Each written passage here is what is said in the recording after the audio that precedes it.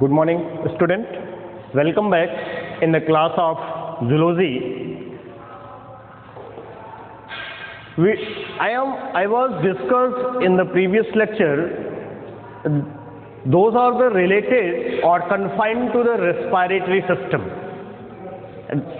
Because we are started to the topic of the respiration, in which to the physiology of the respiration is done by the with the help of the systems.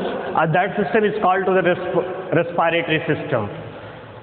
So that we will discuss today the related parts of the respiration is called to physiology of respiration.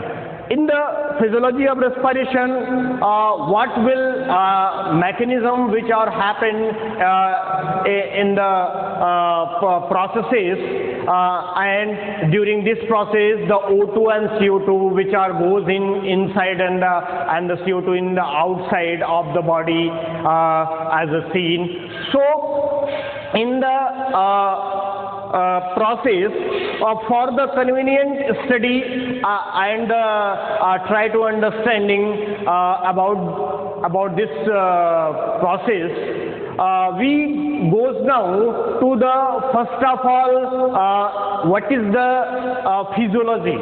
The respiration is started in the previous both are the lectures. What is the respiration and the respiratory system and their phases. What was the phases which are have to the 5 steps to the primarily, that is start from to the lung ventilation and close in the reach to the oxygen in the tissue done by the cellular respiration via to the gases exchange in the twice and the transportation of the gases through the blood.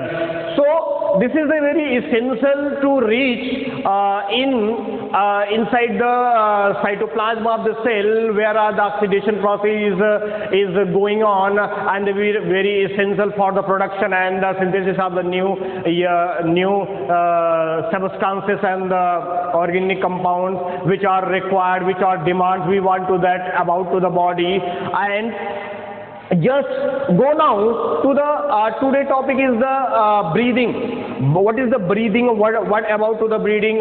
In the literally we can say that about to the breathing mechanism is those process in which to the take off the oxygen from the environment and to the used air. After that to the formation of the metabolic activity, which goes to the in the same passageway through the blood along with the other physiology outside to the lungs and goes to the environment.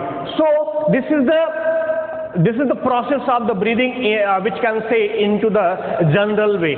But in the actual, at the genuine process of the breathing is the process in which to the fresh air which arrive to the rich amount of the oxygen in the present, and that to the receive, that is to the text by the animals or the human beings from the environment, and these are goes to the inside, and after the used air passed out from to the this channel or the nasal pathways outer side from the lungs, as you can say.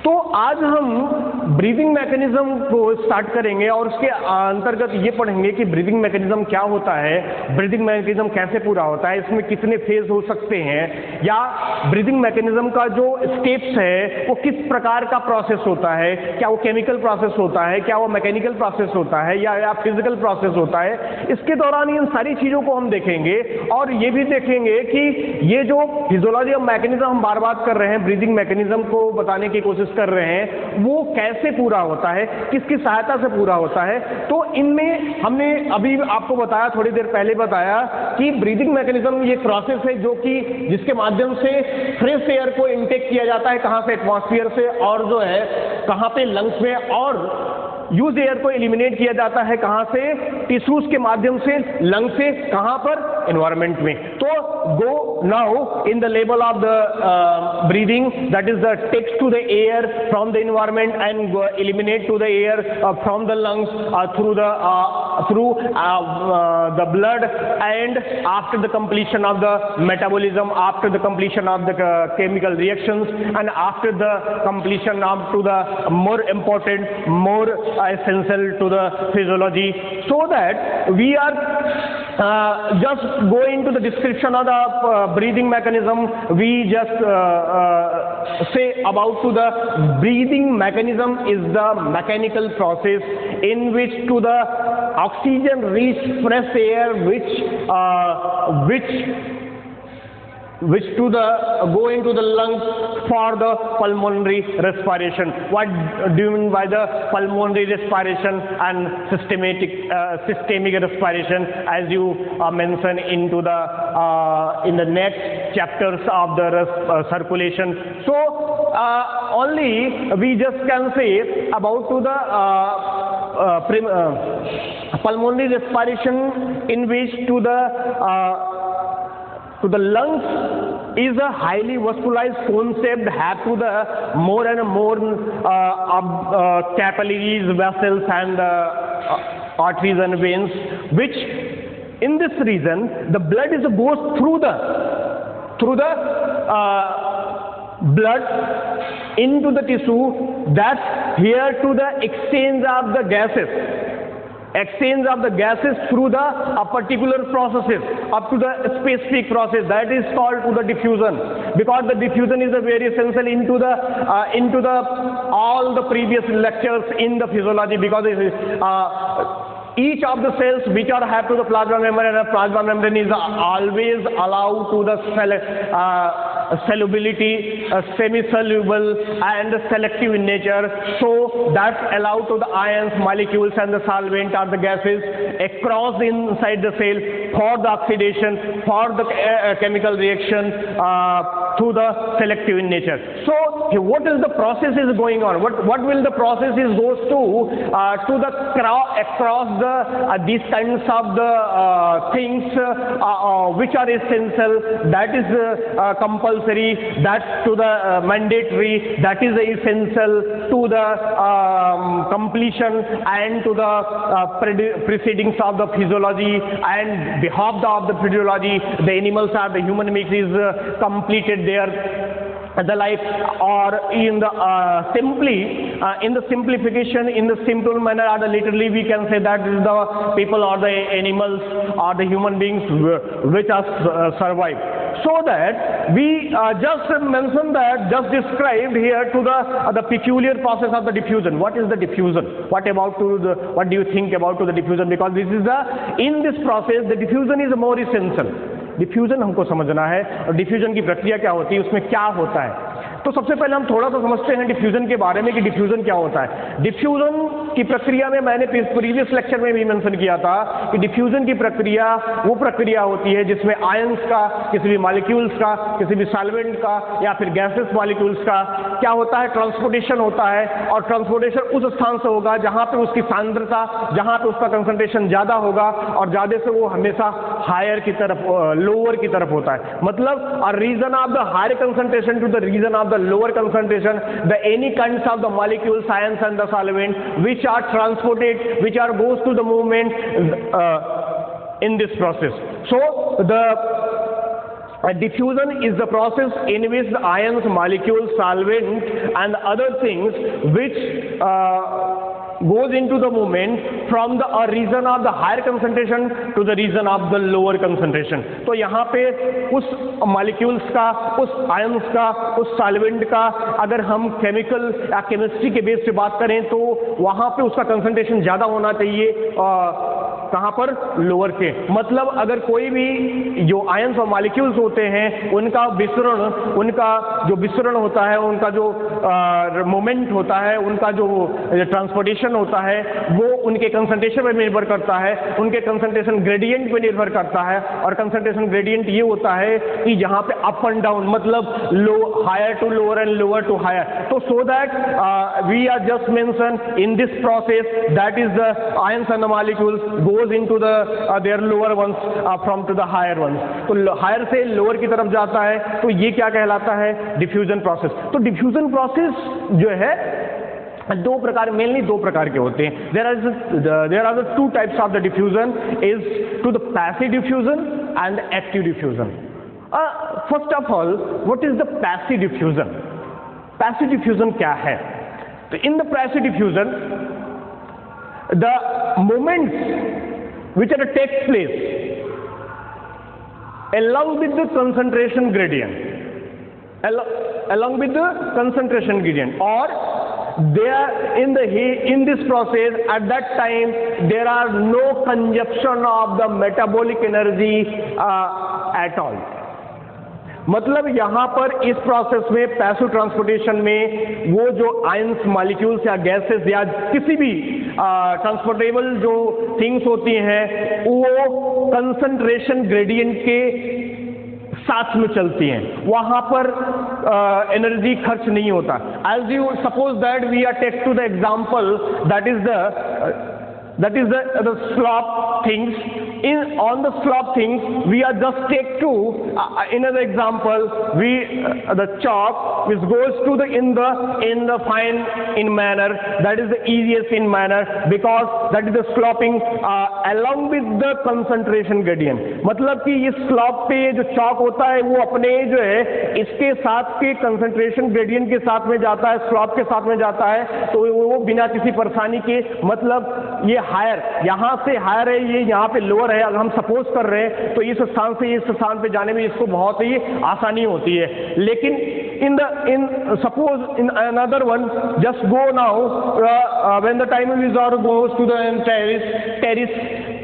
So जब हम छत पे चढ़ते हैं तो वहाँ पे क्या देखते हैं कि छत पे चढ़ने के लिए हमें सीढ़ियों का इस्तेमाल करना पड़ता है, और सीढ़ियों चढ़ते हैं तो हमें बहुत सारे क्या करना पड़ता है, सीढ़ियों को चढ़ के फिर छत पे पहुँचते हैं, तो उसमें हम बहुत सारे हमारी एनर्जी खर्च होती है.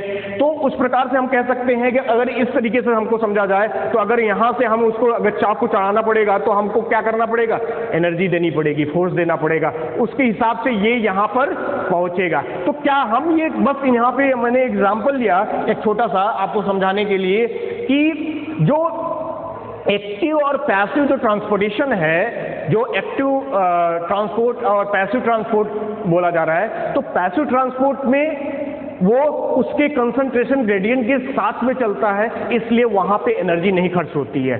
और एक्टिव ट्रांसपोर्टेशन वो ट्रांसपोर्टेशन है जहाँ पर वो उसके which are goes to the transportation in against to the concentration gradient, जहाँ पर कंसंट्रेशन ग्रेडियंट के अगेंस्ट में वो काम करता है, इसलिए उसको एक्टिव ट्रांसपोर्ट करते हैं. तो हमारे बॉडी में फिजियोलॉजी के दौरान in the physiology the active and passive transportation which are take place, this is the very essential, that's essential for that to the transportation of the that kinds of the molecules, ions and the solvent goes to the indigestion, respiration, circulation, excretion, all the types of the physiology which carried by the or the through the diffusion process, in which the passive and active. जैसे आप example दे रहे हैं, when the time of you goes into the in the front of the river and that river which are carry and or have to the streams which the person or the animals goes to the along with the streams of the river, that is a very easy, there are no consumption of the metabolic energy, there are no utilization of the energy, वहाँ पर energy का कोई utilisation नहीं होता. But when that's the person or the human beings or the animals which goes to the opposite side in the reverse time in against to the streams, that is goes in now to the hard work for the beasts and go into their destination. So that just you trying to understand about what will be happen, what do you want to that about what often how the process is going on. In this process we try to understand that is the what is the concentration gradient and against the concentration, along with the concentration gradient, against the concentration gradient, along with the concentration gradient is referred to the passive transportation, and against the concentration gradient is referred to the active transportation. तो active और passive transportation में energy का consumption नहीं होता और energy का consumption होता है, ये एक पैसिव और एक्टिव ट्रांसपोर्टेशन के अकॉर्डिंग रेस्पेक्टिवली माना जाता है। तो इसमें आपने देखा कि ये जो चाहे वो गैसेस हो चाहे कोई भी अन्य मॉलिक्यूल्स हो, वहाँ पे ट्रांसपोर्टेशन का जो मैकेनिज्म है इस प्रकार से प्ले किया जाता है। उसी प्रकार से जो जब हम पैसिव ट्रांसपोर्टेशन की बात करते हैं तो वहाँ पे तीन प्रकार के तीन टाइप उसके होते हैं, जिसमें osmosis, simple diffusion and facilitated diffusion होता है। हम आपको बताना चाहेंगे we are just here to the first of all the osmosis. Osmosis is the pushing, osmosis is the pushing to the molecules in the forward manner, so that the just try to understand about to the osmos. Osmos is related to the solution, and the solution is the make with the solute and the solvent. Solute and the solvent when are the combined together, mixed together, and the form of the particular type of the solution, and that solution which are have to the solvent and the solute. Solvent is commonly is known as to the water, and the solute is any kinds of the things which are mixed with the। तो कहने का मतलब है तो solution बनाने के लिए हमें सॉल्वेंट और सोल्यूट की जरूरत पड़ती है, और उसमें तो जब यहाँ पे हम जब ऑस्मोसिस की बात करते हैं तो ऑस्मोसिस किसी भी सॉल्वेंट की बात आती है, सॉल्वेंट का ट्रांसपोर्टेशन बोला जाता है या किसी वाटर का ट्रांसपोर्टेशन बोला जाता है। तो अगर हम यहाँ पे पहले पर्टिकुलर अगर हम ऑस्मोसिस के डिफिनेशन की बात करेंगे तो ऑस्मोसिस के डिफिनेशन में हम देखते हैं osmosis is a process in which to the solution transportation of the solution from to the region of the higher region of the lower concentration to the region of the higher concentration। यहाँ पे आपने क्या देखा कि जो solution का transportation हो रहा है, just try to understand about to the for the convenient study here just mention for the solution not to the water, for the solution। हम केवल solution की बात करें तो वहाँ पे प्रोसेस आप जस्ट जैसा आपको लगेगा कि ये रिवर्स प्रोसेस में जा रहा है, हम अपोजिट बात कर रहे हैं, लेकिन अपोजिट नहीं हो रहा है, क्योंकि हमें क्या बात करना है, सॉल्वेंट की बात करनी है। सॉल्वेंट किसका पार्ट होता है, सोल्यूशन का पार्ट होता है। सॉल्वेंट किसको बोल रहे हैं, वाटर को बोल रहे हैं। ऑस्मोसिस किससे रिलेटेड है, वाटर से रिलेटेड है। तो वाटर जो मॉलिक्यूल्स होते हैं वो ट्रैवल कर रहे हैं, वो ट्रांसपोर्ट कर रहे हैं, वो मूवमेंट में जा रहे हैं, और मूवमेंट कहाँ से कर रहे हैं वो तो मैं आपको बता देना चाहता हूं, just you say that here to the when the solution which are have to the greater amount of the water or the solvent molecule, that is the concentrated solution।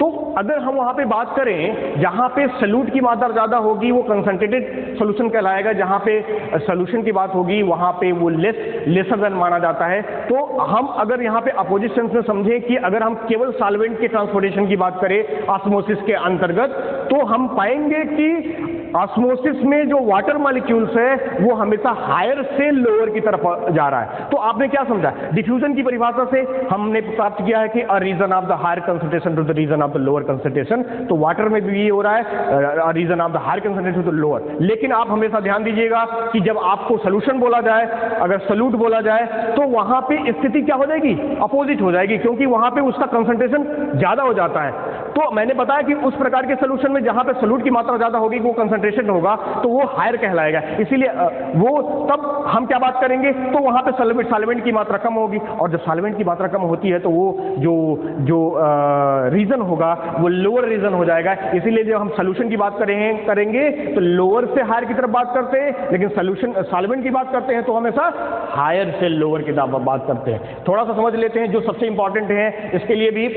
Simple diffusion only for the gases exchange, gases exchange के लिए। Simple diffusion का मतलब ये होता है कि जो हमारी प्लाज्मा मेम्ब्रेन्स होती है, प्लाज्मा मेम्ब्रेन जब किसी भी मॉलिक्यूल्स आयंस या गैसेस को एक्सचेंज करती है, अक्रॉस करती है, तो उसमें कुछ कंडीशंस होती हैं, और कंडीशन ये होती है कि हो सकता है कि वो विद द परमिएज, मतलब किसी की सहायता से करती हो, या फिर किसी की सहायता ना लेती हो, या फिर डायरेक्टली इंट्रोड्यूस कर जाती हो। तो गैसेस में क्या होता है कि वो जो प्लाज्मा मेम्ब्रेन के बीच में जो जो ग्लाइकोलिपिड्स होती हैं, जो इनके बीच में कार्बोहाइड्रेट्स होती है, उनके जो प्रोटीन और लिपिड्स के बीच में जो स्पेसेस होते हैं वो डायरेक्टली इंट्रोड्यूस अंदर प्रवेश कर जाते हैं। वहां पे कोई परिमेय की आवश्यकता नहीं होती है। परिमेय का मतलब होता है any kinds of the protein which are have to the surface level of the plasma membrane which carry about to the large molecules inside the cell for the oxidation, for the assimilation, for the chemical reaction, for the proper metabolism to the producing energy and some kinds of the anabolites material which perform in again to the function and the survival of the human beings and the animal. So that here we are just trying to understand. तो facilitated diffusion जो तीसरा है वो परिमेय के साथ होता है। तो मैंने आउटलाइन यहाँ पे अब डिफ्यूजन आपको बताया इसलिए क्योंकि ये ब्रीदिंग मैकेनिज्म बिना डिफ्यूजन समझे कभी आप समझ ही नहीं सकते हैं। तो इसलिए अब हम चलते हैं ब्रीदिंग मैकेनिज्म में हम पहुंच चुके हैं उसके फेज की तरफ, और फेज में हम देखेंगे कि जो ब्रीदिंग मैकेनिज्म का जो फेज होता है वो दो होते हैं, एक इंस्पायरेशन और expiration. In the general word inspiration intake to the fresh water from the environment and expiration to the used air, expired air, metabolic after the metabolism which are gases which produce that to the release outer side, that is expelled outside from the lungs। तो कहने का मतलब था कि inspiration की प्रक्रिया में O2 अंदर की तरफ प्रवेश करता है और CO2 जो है एक्सपायरेशन की प्रक्रिया में आउटसाइड लंग से बाहर किया जाता है। तो इस प्रक्रिया को हम मैकेनिज्म के माध्यम से कैसे समझेंगे, जो यहाँ पे मैंने आपको डायग्राम बनाया है, डायग्रामेटिकली रिप्रेजेंटेशन होगा, मैनिफेस्टेशन होगा, और यहाँ पे हम उसको डिमॉन्स्ट्रेट करेंगे कि किस प्रकार से कौन से पार्ट्स, कौन से ऑर्गन्स पार्टिसिपेट करते हैं और पार्टिसिपेट करके वहाँ पे उसका रीजन एक्सपेंड करेंगे और O2 और CO2 को कैरी और एक्सपायर करेंगे। तो देखते हैं मैकेनिज्म ऑफ द रेस्पिरेशन के अंतर्गत इंस्पायरेशन। सबसे फर्स्ट ऑफ ऑल इंस्पायरेशन। अब इंस्पायरेशन को समझने के लिए हम आपको यहाँ पे बता दें कि पिछले लेक्चर में मैंने ये बताया था कि कुछ सिस्टम की बात की थी। तो उस सिस्टम के अंतर्गत मैंने बताया था कि जो वर्टिब्रेट कॉलम, जिसको हम बैकबोन बोलते हैं, स्टर्नम बोलते हैं, रिब्स बोलते हैं, तो formation of the thoracic cage along with the there are the three kinds of the basic characters, basic organs of the body: backbone, sternum and the ribs, semicircular bones of the thoracic cage is formed to the cage, and in between the cage, inside the cage, that is the either side of the lungs is the present, and that the lungs is the principal organ for the respiration, which concept structure which are very vascularized, have to the lot of the capillaries and the vessels and the arteries which take to the oxygen and the CO2 for the exchange. So that here is go now into the diagrams, and here the formation of this is the vertebrate column or the backbone, this is the ribs that to the diaphragm। तो यहाँ पे inspiration में मैंने inspiration की बातें intake process के लिए बताया कि यहाँ पे कुछ चीजें यहाँ पे आप याद रखें। पहला यहाँ पे मैंने लिखा है कि वर्टिब्रल कॉलम, रिब्स, डायफ्राम और रिब्स के बीच में पाई जाने वाली इंटरकोस्टल मसल्स बहुत महत्वपूर्ण है। इंटरकोस्टल मसल्स की चर्चा करेंगे हम। इंस्पायरेशन की प्रक्रिया में क्या होता है? इंस्पायरेशन की प्रक्रिया में जो रिब्स होती है, रिब्स हमारी ये रिब्स जो सेमी सर्कुलर है, रिब्स क्या करती है? एलिवेट करती हैं। एलिवेशन का मतलब होता है कि वो अपने ओरिजिनल पोजीशन से जब हम during to the inspiration the lungs thoracic cavity which are expand, thoracic cavity expand करेगी, और thoracic cavity इसलिए expand करेगी क्योंकि जो ये रिब्स होता है वो क्या करता है? एलिवेट करता है, और एलिवेशन से वो मोर वेंट्रल और एंटीरियर हो जाता है। एंटीरियर मतलब और वेंट्रल चला जाएगा, वेंट्रल साइड में जाएगा और एंटीरियर हो जाएगा। तो जब रिब्स स्ट्रेच होता है, एलिवेट होगा, तो ये जो है मोर वेंट्रल एंड एंटीरियर साइड में जाएगा। तो ये अपने ओरिजिनल पोजीशन को देखिए यहाँ पे माध्यम से समझे तो देखिए ये रिब्स है और रिब्स स्टर्नम है, रिब्स। अब ये आप क्या करेंगी? एलिवेट करती हैं, तो ये अपने पोजीशन को छोड़ के आगे की तरफ बढ़ेंगे। इसलिए हमने यहाँ पे ये इंस्पायरेशन केस में दिखाया है। देखिए एरो के माध्यम for the arrow the ribs which going into the lower are the elevated and more going into the more ventral and the interior, so that at that time the another part of the respiratory system, that is the bifurcated to the thoracic region and the abdominal region is the diaphragm. Diaphragm is the dome shaped structure and which is very flattened and dome shaped, that's going into at the same time that a diaphragm is going I am just mention here along with the arrow, the diaphragm is contracted and lowered. Diaphragm goes to the lower side because this is a dome shaped structure, that is the dome shaped structure, and goes to the for the contraction, that is the flattened.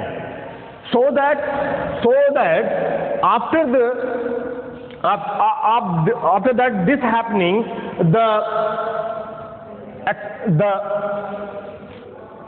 the area which of the thoracic cavity is increases, so that behalf of a thoracic cavity is increases, the lungs volume is also increases. Lungs volume also increases. After the lungs volume, the air pressure in the lungs is going to the below in comparison to the external environment, so that to the fresh air along with the oxygen is directly, is genuinely, is automatically through the nasal passageway going inside the lungs, that is a part of the alveoli, and the alveoli after gaseous exchange left to the oxygen in the blood. So here along with the air, along with the arrow, just देखिए यहाँ पर मैंने क्या बताया आपको, air drawn in the pleural membrane, this is the pleural cavity, pulmonary circulation is the takes place, that is the lungs is which are have to the lot of the oxygen through the inspiration process. So lung in the lungs the oxygen will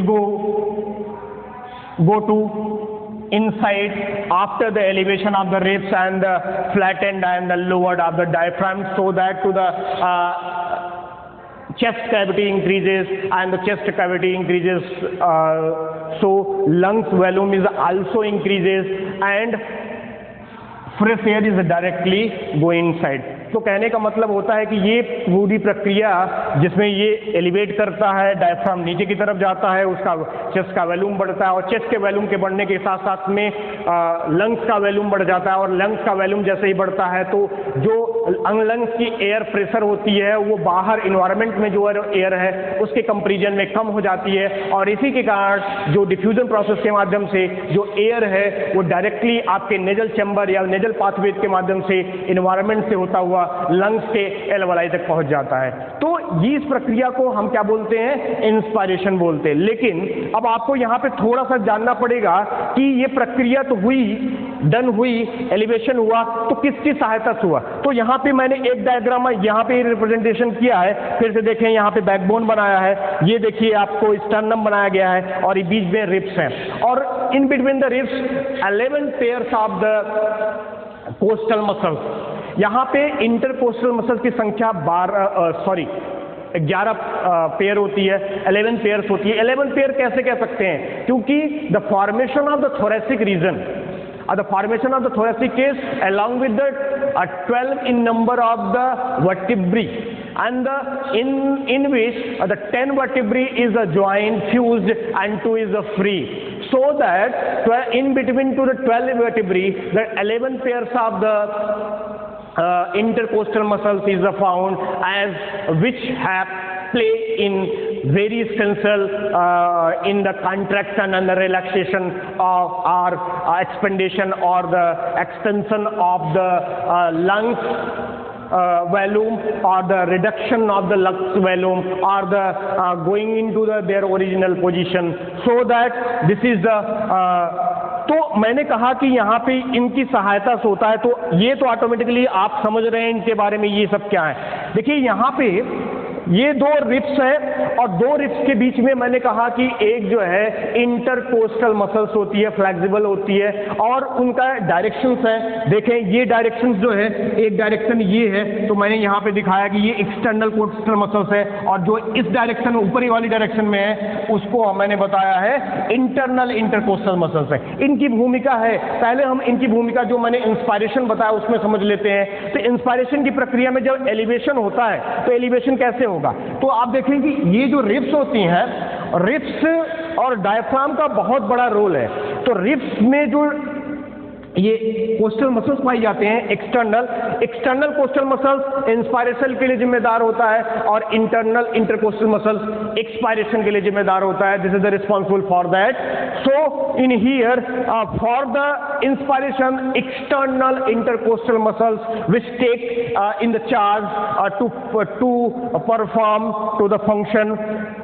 अब यहाँ पे देखिए कि external जो arrow हमने यहाँ पे लगाया इनके बीच में है, ये देखिए इसको क्या करेगा, जबकि इंस्पायरेशन के होने की प्रक्रिया है, जब वॉल्यूम लार्ज बनेगा इनके बीच में होगा, तो ये देखिए प्रेवेल कर रहा है ये, तो ये जो स्टर्नम होती है ये शिफ्ट कर जाती है, मतलब इस पोजीशन से यहाँ पे जा रही है। और इसके बीच में मैंने यहाँ पे डायफ्राम देखा है, तो डायफ्राम नीचे की तरफ होता है, तो वो भी क्या होती है, कॉन्ट्रैक्ट होती है, वो नीचे की तरफ चली जाती है, तो वो भी, तो इन दोनों इतना शिफ्टिंग यहाँ पे हुआ, इतना शिफ्टिंग यहाँ पे हुआ, और शिफ्ट होने के कारण जो है डायफ्राम देखे नीचे जाएगा तो इसका जो वॉल्यूम है वो बढ़ जाएगा, और जैसे ही वॉल्यूम बढ़ेगा तो मैंने कहा कि इसीलिए यहाँ पे पार्शियल प्रेशर जो एयर का होता है वो कम हो जाता है, जबकि एनवायरनमेंट का पार्शियल प्रेशर ज़्यादा रहता है। इसलिए जो एयर होती है वो ऑटोमेटिक स्वतः जो लंग्स में प्रवेश कर जाती है, चली आती है। तो इस प्रकार से, लेकिन आपको बताना चाहेंगे उसी समय during this time in the passive manner, the internal intercostal muscles is also help to the external intercostal muscles. तो internal coastal muscles भी मदद करती है उसको, जबकि इस समय ये इसको रिब्स को ये एलिवेट करती है, जिससे स्टर्नम यहाँ पे बढ़ेगा, वेंट्रल साइड में जाएगा, एंटीरियर साइड में जाएगा। उसी समय देखिए इस तरीके से ये फोर्सफुली इसको पैसिवली तरीके से इसको एलिवेट करती है, जिससे कि फोर्स अप करेगी तो ये पीछे की तरफ बढ़ेगा, ये इस तरफ बढ़ेगा, जिससे कि इसके बीच में एक्सपेंडेशन होगा, और मतलब इसका वॉल्यूम बढ़ेगा, और वॉल्यूम बढ़ेगा तो इस प्रकार से पार्शियल प्रेशर कम हो जाएगा, बाहर का ज़्यादा होगा और एयर प्रवेश कर जाएगी। अब देखते हैं हम एक्सपायरेशन। तो एक्सपायरेशन में क्या होता है, वो बेसिकली रूप से CO2 से बिलोंग करती है, CO2 के एक्सपायरेशन से बिलोंग करती है, और उसमें वही प्रोसेस होते हैं लेकिन रिवर्स प्रोसेस होते हैं, अपोजिट सेंस में प्रोसेस होते हैं। तो अपोजिट सेंस में प्रोसेस में क्या देखेंगे, ठीक उसी प्रकार से सारे बैकबोन हुआ, रिब्स हुआ, स्टर्नम हुआ, डायफ्राम हुआ, सारी चीज़ें इन्वॉल्व हो रही हैं, और सारी चीज़ें इन्वॉल्व होकर देखिए यहाँ पे हमने बताया कि ये क्या हो रही है, goes to the their original position में चली जाती है। ओरिजिनल का पोजीशन मतलब जो सामान्य नॉर्मल कंडीशन में वो क्या कहते हैं हमारा जो लंग्स रहता है उस पोजीशन में। तो जब after the expansion which are going into the normal position, the ribs is once again going into the lower and more posterior side, and the diaphragm is when goes to the contraction, that is goes their original position and raised inside. So the chest cavity will be decreased, and behalf of the chest cavity the lungs volume is also decreases, so that the partial air pressure is more than the in external environment. So the spontaneously, automatically air of the lungs in the form of the CO2 just expelled outside from the lungs. That is the expiration and expiration. But just remember that here to the internal and external coastal muscles play important role in the expiration. Internal coastal muscles which contract to the sternum, contract to the ribs, and along with the ribs the sternum is a joint that is going into their original position. In the passive manner, the external coastal muscles which also cooperate will also help in this process, so that the breathing mechanism is a very convenient, spontaneously, and consequently we just found that to the human beings or the animals in the proper manner to follow the inspiration and expiration, or as you can say that is a breathing mechanism. So that today topic, तो यहाँ पे आपने देखा कि इस तरीके से breathing mechanism में डिफ्यूजन प्रोसेस के होने के साथ साथ इंस्पायरेशन और एक्सपायरेशन मैकेनिज्म में ये सारी प्रक्रियाएं जो है पार्टिसिपेट करती हैं, प्रक्रियाएं होती हैं जिनके आधार पे हम सांस लेने की प्रक्रिया परफॉर्म करते हैं। तो आगे बढ़ेंगे इसके, तो हम देखेंगे कि जैसा मैंने कुछ प्रीवियस लेक्चर में चर्चा किया था कि गैसेस एक्सचेंज की प्रक्रिया बहुत महत्वपूर्ण है। जब हम सांस ले लेते हैं, सांस लेने में केवल ऑक्सीजन नहीं होता, सांस लेने की प्रक्रिया में ऑक्सीजन और CO2, क्यों? क्योंकि मैंने कहा this is the spontaneous process, this is the natural phenomena, or in the natural phenomena when the either side goes to the oxygen inside, and that time when the oxidation takes place and the formation of the CO2 in that manner along with the blood goes in the alveoli of the lungs, expired from the lungs, तो एक साथ में एक तरफ से oxygen जाता है, एक तरफ से CO2 आता है। अब इसके बीच में डिफ्यूजन की प्रक्रिया हुई, गैसेस एक्सचेंज की प्रक्रिया हुई, और गैसेस एक्सचेंज रेस्पिरेशन की प्रक्रिया में सबसे महत्वपूर्ण प्रोसेस है, जिसके लिए हमको ये देखना पड़ेगा कि जो ऑक्सीजन है वो किस प्रकार से किस उसमें जाता है और CO2 किस प्रकार से बाहर निकलता है। तो हम फॉर्मली रूप से आपको ये बता दें कि ऑक्सीजन जो कि ब्लड के द्वारा कैरी किया जाता है, तो in the circulatory system which are have to the blood is the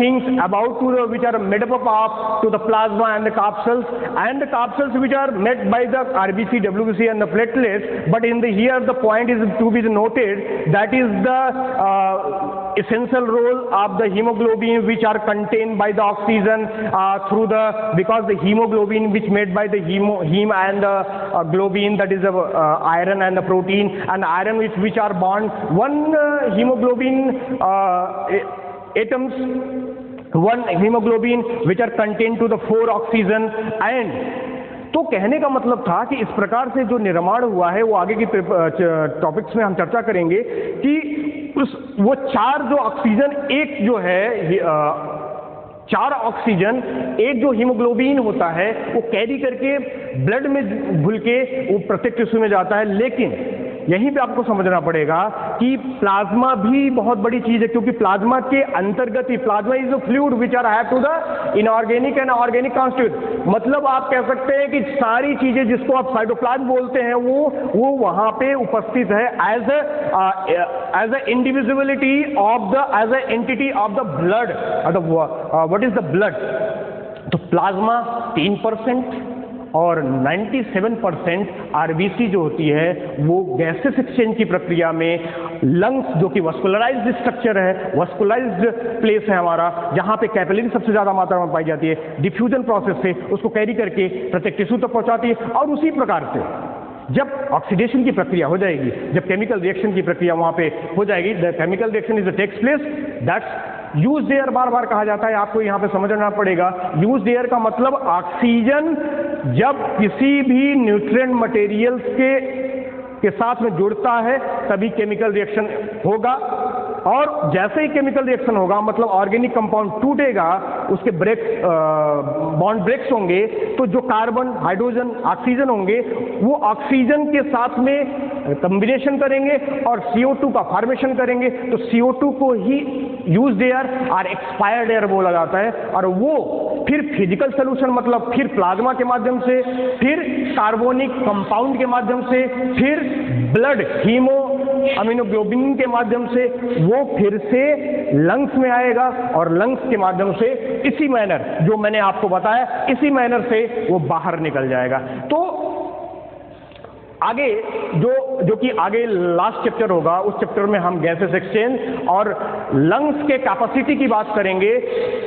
तो एक लास्ट टॉपिक बचेगा उसके आधार पे। तो आपने आज देखा कि ब्रीदिंग मैकेनिज्म के तहत ये सारी प्रक्रियाएं होती हैं जिनके आधार पे हम ये जान सकेंगे कि कितने प्रकार की और कितनी कैपेसिटी हमारे लंग्स में पाई जाती है। हम सोचते होंगे कि एयर जाता है, एयर आता है, लेकिन ये आप जानिए जितना एयर जाएगा उससे कम एयर निकलता है और उससे भी कम हमारे लंग्स में एयर उपस्थित होता है। Never to the vacant of the lungs of any kind of the air. मतलब जो लंग्स होगा वो कभी भी खाली नहीं होता, वहां पे जो O2 CO2 500 ml में उपस्थित हमेशा रहती है। अगर जब भी कभी ह्यूमन बीइंग्स एनिमल्स मरता है तो उसको एक्सपोज तब किया जाता है जबकि उसमें कोई पिन को चुभ के उससे एयर को निकाल दिया जाए या फिर वो जो है सर्जरी कर दिया जाए, वहां से उसको फाड़ दिया जाए। तो ये सब प्रोसेसेस हम आगे के चैप्टरों में समझेंगे। तो हम ये समझते हैं कि आज के टॉपिक से आपको ये क्लियर हो गया होगा कि ब्रीदिंग, सांस लेने की प्रक्रिया और रेस्पिरेशन में क्या अंतर है। ये मैं रेस्पिरेशन एक ब्रॉड थिंग्स है और breathing mechanism is the part of the respiration, that is the initial things which take to the gases and after and this is the very essential to the cellular respiration. तो whole things में cellular respiration सबसे महत्वपूर्ण है, लेकिन वो तभी होगा जब ब्रीदिंग मैकेनिज्म हो जाएगा। तो आज के चैप्टर से हम समझते हैं आपने बहुत अच्छे तरीके से समझा होगा।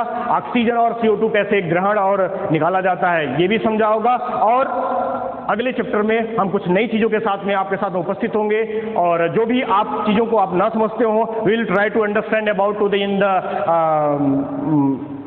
social platform that is like YouTube, just comment and that. Thank you.